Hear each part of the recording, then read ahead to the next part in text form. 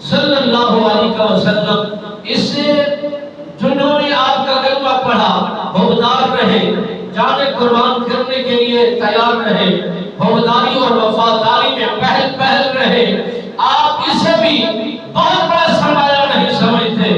میرے آقا نامدار صلی اللہ علیہ وآلہ وسلم سرکار نے فرمایا، اے جبرائیل، میں انہیں مبارکباد پیش کرتا ہوں اور انہیں خوشخبری سناتا ہوں، جنہوں نے مجھے ایک مرتبہ دیکھا ہے انہیں ایک مبارک دی جاتی ہے، اور جنہوں نے مجھے ایک صورت اور ایک جھلک میں دیکھا ہے انہیں ایک مبارک دی جاتی ہے، جنہوں نے بغیر دیکھے، بغیر کسی دلیل کے، بغیر کسی ثبوت کے،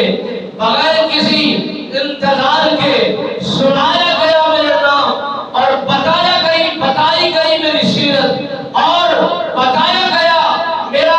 انداز، جنہوں نے بغیر دیکھے میں مصطفیٰ کی سیرت کو پڑھ لیا،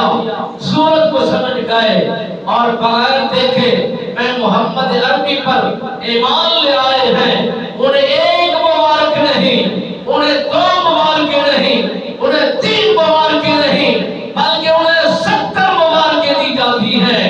اس لیے کہ نہ دلیل مانگی، نہ حجت پیش کی، نہ اس پر تکرار ظاہر کیا، نہ اس کا رد ظاہر کیا،